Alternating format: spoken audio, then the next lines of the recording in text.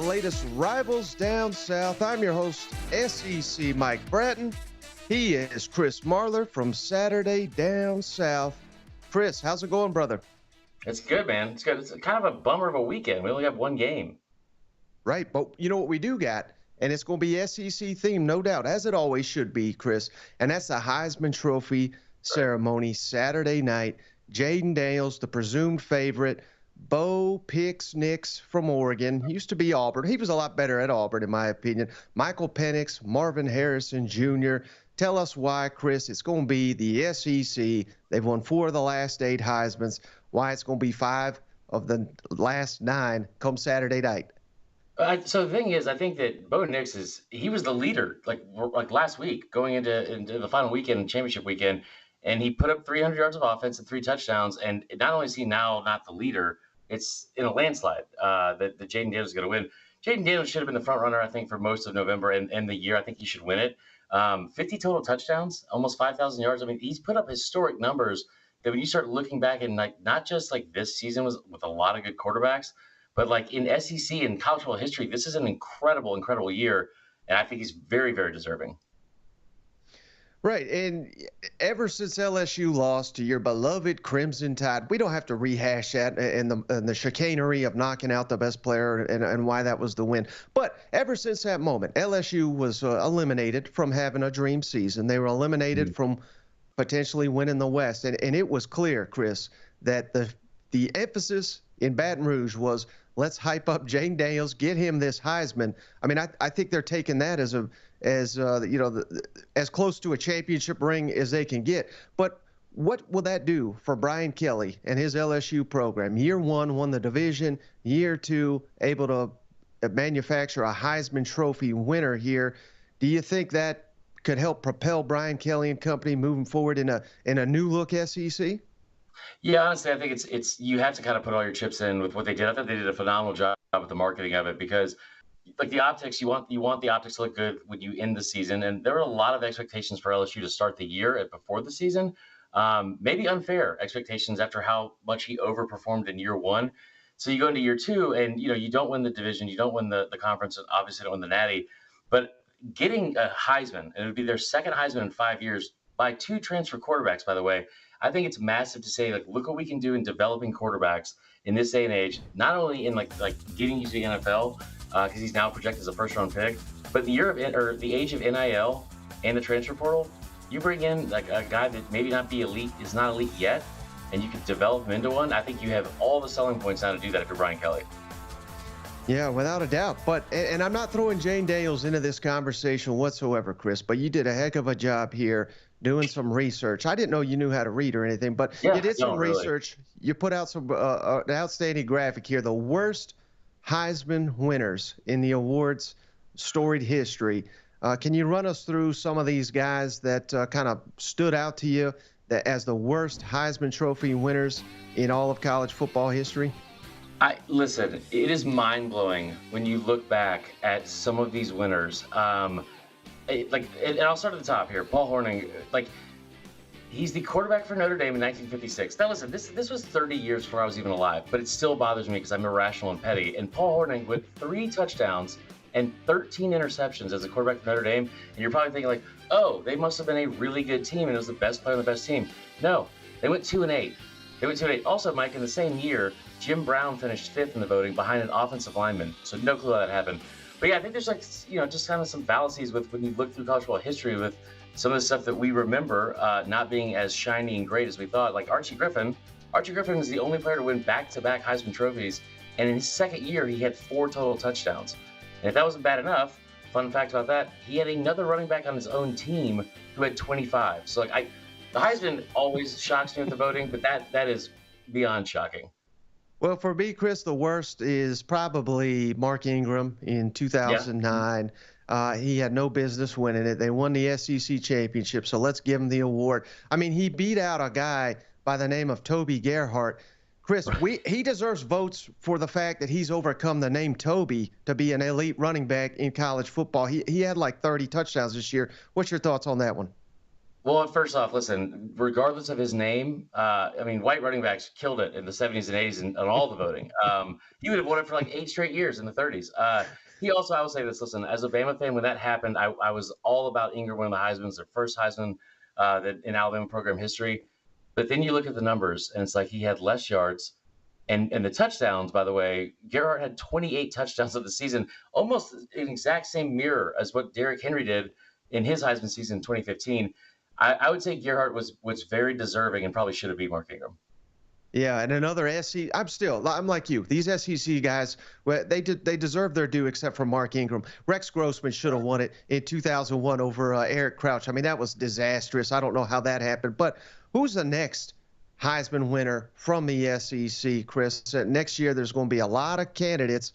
Anyone standing out to you in the new look SEC? I don't think there's ever going to be another Pac-12 or Big 12 or anything. It's going to be whoever's the best in the Big 10, the best in the SEC. Right. They're going to be battling it for this award annually, in my opinion. Anyone stand out to you next season that we should be eyeing now as a potential Heisman Trophy winner?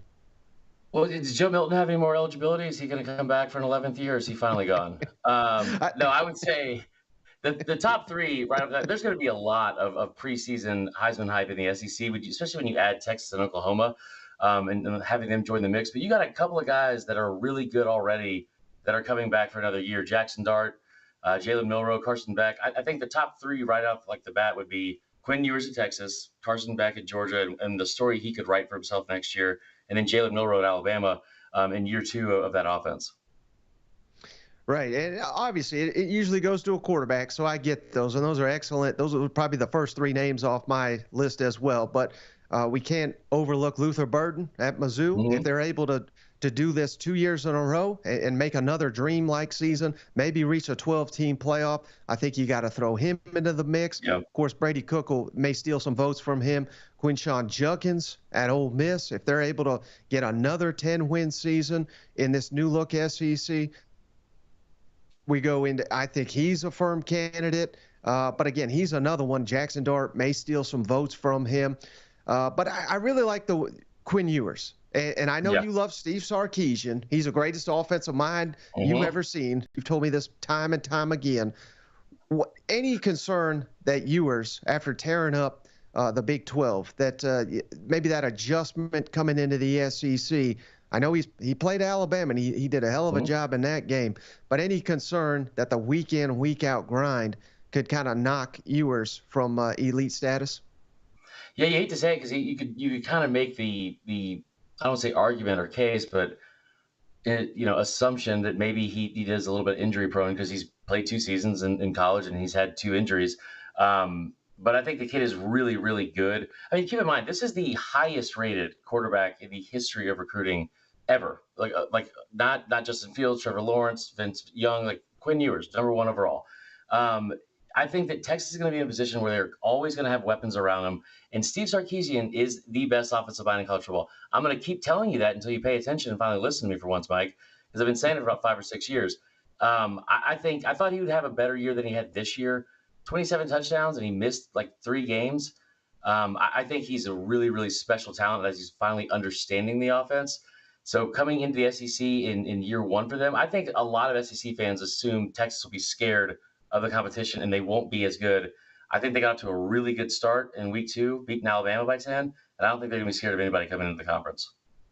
Well, one guy that really intrigues me, though, is Jalen Milroe and the strides that he has taken in just his first season as a starter. I mean, he went from literally getting benched after the Texas loss to, you can make the case, he's probably a top 2, 3 quarterback in the entire country. And that's with Tommy Rees as his offensive coordinator, who I think is awful. Of course, I'm wrong about as often as I'm right. But if he continues to take strides, year 2 under Tommy Rees, and what we saw from September to December, if he can carry that over to next season, I mean, we could be talking a better version of, say, a Lamar Jackson, a more complete passer, physical runner. I know this is just music to your ears here, but Jalen Milroe, could he be a potential, especially if Alabama wins it all here in the coming weeks? Yeah. I have to believe he's going to be the #1 guy all off season when it comes to the Heisman discussion. Yeah. I think the only thing that's going to hurt him is losing Tyler Buckner in that QB room because, iron sharpens iron, or in this case, iron sharpens like moldy bread. I don't know how you would compare that. But Jalen Milroe, I think he has been awesome to watch. It's been one of these things where it seems like every single week, it's not that he's putting up better numbers each week, but he is putting up great numbers. And it's like a new wrinkle to his game is like unveiled. And it's been really fun to watch. And I know you don't like Tommy Rees, and I was not a fan of him for most of the first half of the season, but he's done a tremendous job coming into his own, I think, especially in year one of him calling plays in the SEC. I think it also depends on what Bama will have around him coming back. You're going to lose some talent at the skill position. They haven't really had a guy besides Jameson Williams that's come in from the portal and made a huge impact. I can think off the top of my head. But I think in year two, he should progress. The real question is, honestly, man, how do they keep all those 5 stars behind him on the roster?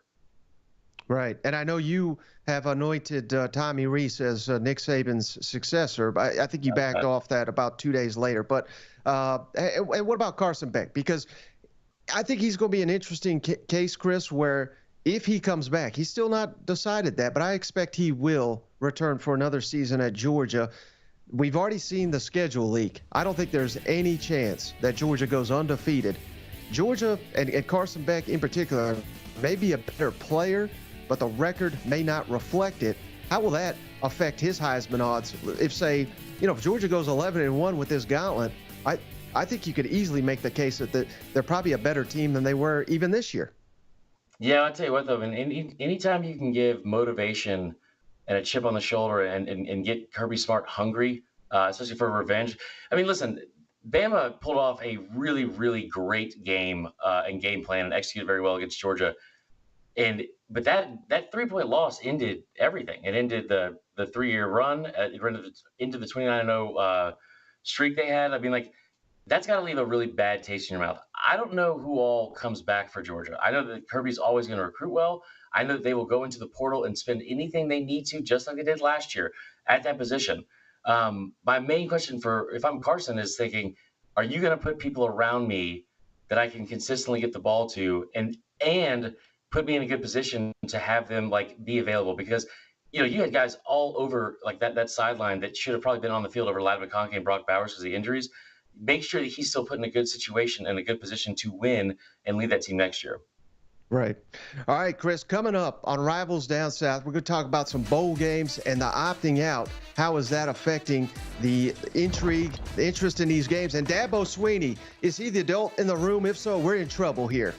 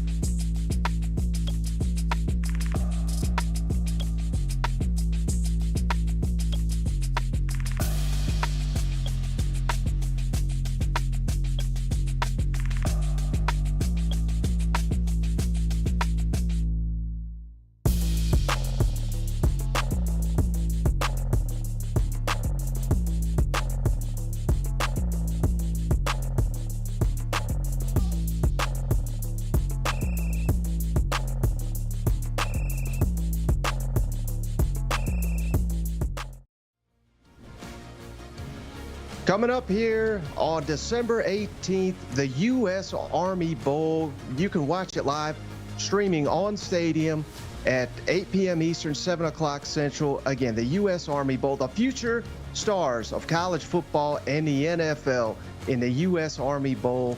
That's one of my favorite things, Chris, of the offseason, getting an insight into the next generation of college football. Cannot wait for the U.S. Army Bowl. And we all know about half the roster is going to be playing in the SEC next year. You know what? Probably more than that, to be honest. I mean, but of course, Chris, before we get to that, we got bowl games all across the SEC, and we just had Ray Davis, star Kentucky running back, kind of turning some heads here, saying he will play in Kentucky's bowl game against the Clemson Tigers here. What was your thoughts on Ray Davis opting in when so many star players have opted out? Ray Davis led the SEC in all-purpose touchdowns, would have made a ton of sense. Wouldn't have blamed him at all if he would have just said, hey, I'm off to the NFL. But, I love to see these from these star players playing in these bowl games. How about you? Well, my first thought was I was hoping he was going to play quarterback, so I don't have to watch Devin Leary play quarterback anymore this year. I would say this. I think that Ray Davis specifically, like, it makes sense for some of the players to opt out. I'm not going to blame them for that. Like, it sucks to watch, but at the same time, I understand it. With Ray Davis, I love this kid's story, and I think this only adds to the story, especially if he has a big bowl game against Clemson and that defense. Because you're talking about a kid that was at Vanderbilt, flew under the radar, had over 1,000 yards rushing, then goes to Kentucky, and then repeats itself. Like, it was like the leader of the SEC in rushing for like almost the entire season before. I don't know how am I drawing a blank right now on Cody Schrader, but I think that he's been a phenomenal story. And when he's going into the combine for like the NFL draft, I think this only adds to it of showing his character and how tough he works and how much of a gamer he really is. Right. But one we have to really watch, though, Chris, when we're talking opt-outs, that could completely change the dynamic of the matchup. LSU, Wisconsin, with Jayden Daniels, of course, Malik Neighbors, Brian Thomas. Heck, I wouldn't even be surprised if someone like Harold Perkins, who's still got a year left to play. I mean, we may get to a point where sophomores are opting out. How different would this bowl game be if LSU star players decided to opt out? I mean, would you just immediately run to your sports book and put the mortgage on Wisconsin, or what? No, not at all. Honestly, I hope. Like, I mean, it would suck to lose Neighbors and Thomas, and those are two projected first-round guys now because of how well this season has gone for them. But, like, if you're LSU, one thing that they had in their back pocket all year that we just didn't get to see because they had the best player in the country at quarterback is they probably have the best backup quarterback in the country as well with Garrett Nussmeier. And I think that, like, if they have a lot of depth at receiver position, a lot of young depth, they have a lot of depth there. So if I was betting on it, the first thing I would do is wait for that line to drop because it probably will, and then hammer LSU. Wisconsin has been very underwhelming all season long. Phil Longo in that offense, I thought would be much better. They got Tanner Mordecai up there. I thought they would have a much better year one in the Luke Fickell era. They did not. So yeah, I think that it would suck to see the best three players on that team on offense at least not play. But I still think LSU wins that game. And it's just fascinating, and I'm kind of surprised that it's gone on this long. To be honest with you, Chris, is Carson Beck at Georgia, with the Bulldogs falling short of the playoff. We all know that was the goal for the Georgia Bulldogs, trying to win 3 in a row. And we've seen Florida State, a number of their players. Heck, they don't even want to do press conferences, Chris, because they're so unenthused with playing in this Orange Bowl. Yet Carson Beck, he could go pro. He could opt out of this ball game. Brock Vandegrift's already said, hey, I'm taking my ball. I'm going to Kentucky. Georgia could not only in this bowl game, but I mean next season we could be in a weird spot. I know they're signing the number one high school player at the quarterback position, but we can't be in a position for Georgia starting a true freshman. And so all of a sudden, not only for the bowl game, but all off season could change in a hurry for the Georgia Bulldogs, depending on Carson Beck's decision. The last time they started a true freshman quarterback at Georgia, they went to the national championship game in 2017. So I think that, you don't want to have to do that. And that was a team that was built much differently. That's with Chubb and Michelle in the backfield, which they don't currently have. I just think this makes too much sense for Carson Beck to stay. I don't know why he would leave, because he never quite hit that like ascension where he was trending up and his stock would have kept rising because he was very good all year. And I think if you turn on the tape, especially, he is a very, very impressive quarterback and one of the best, probably top 5 quarterbacks in the country, maybe. But he will be one of the best quarterbacks, if not the best quarterback, next year if he returns. I think there's so much to be said for kids that stay in the system, get developed, understand the system. He'll be in year 2 of Mike Bobo, and then come back for another year, because I think we've seen it. Like I said last time we were on here, like we see it last year with some of the guys that have stuck around for longer, have been in programs for 5-6 years. Hendon Hooker, Stetson Bennett, they've had incredible seasons, and this kid might be more physically talented than both of them. Well, how about Dabo Swinney, Chris? I mean, he has never one to shy away from talking NIL and transfer portal, and he's done it again. This time he's making a little bit more sense than usual. Let's kick it over to what Dabo Swinney recently had to say about all this shenanigans in college football. Portal's not the problem. NIL's not the problem. The problem is tampering. That's the problem. That is the problem in college football, and that could be fixed easily too if they would let football people fix it. But we don't usually get a vote in that. But that's the biggest challenge that we're dealing with, is that aspect of it. Based on what Dabo, I like what he had to say there, but also I'm kind of distracted because it looks like he was in his hunting lodge or something like that. He is in like a truck stop bathroom, Mike. Bent over for no reason. Like, he propped his phone up on the back of the toilet and just started going. How big of a problem is tampering, though, do you think, in college football? Because we know Clemson, because they don't do the NIL, they don't do the transfer portal, they're not involved in it. But hey, if you ain't doing it, you're just get behind, because every team in the SEC is doing it. Yeah, I think that I hate that attitude, but it is factual and it is correct. I mean, like, everyone does seem to be doing it, and you start looking at some of these stories from like last year. I mean, Juice Wells. What was going on with Juice Wells this entire season? All of a sudden, like, as soon as the season's over, he's in the portal. He already has like the destinations he wants to go to, like, listed. And then wildly enough, is like filming videos of himself talking trash to the fan base while it's still in the facilities at USC. You look at Don Lovett last year, who from what everyone was told, met with Eli Drinkwitz right before the end of the season, and he said, they're going to start re-recruiting the team, because that's what you have to do now in this era of college football. And he told Eli Drinkwitz that he was committed to Georgia, and he was like, "You can't be committed. You're on our team." So tampering is a real thing, and I think it does happen in a lot of places. But here's the thing: this is why I kept saying all offseason that when people like Saban or Kirby or whoever would bring up that there are no guardrails currently for this thing, it's the Wild Wild West and it needs guardrails. That's not them complaining about having to pay players. It's just facts. Well, Dabo may not like the NIL. The fans don't like NIL, but some of the fans have come up for some solutions for us in our last segment here. Our rivals down south. We'll discuss on the other end. I think you're going to like these, Chris. I really do.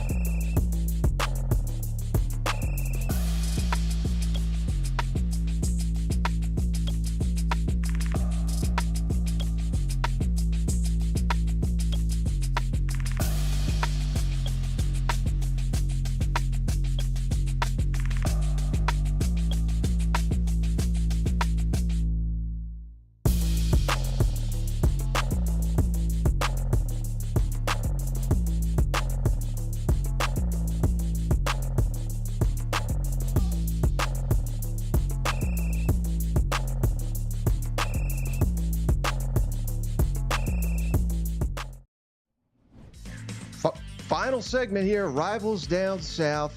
And Chris, we've got some fans here that they have solved NIL for Tennessee after losing a big recruit here from Colorado. Can we legalize weed? All tax revenue goes directly to the NIL collective. Problem solved. I mean, it's foolish, but it's kind of genius, don't you think?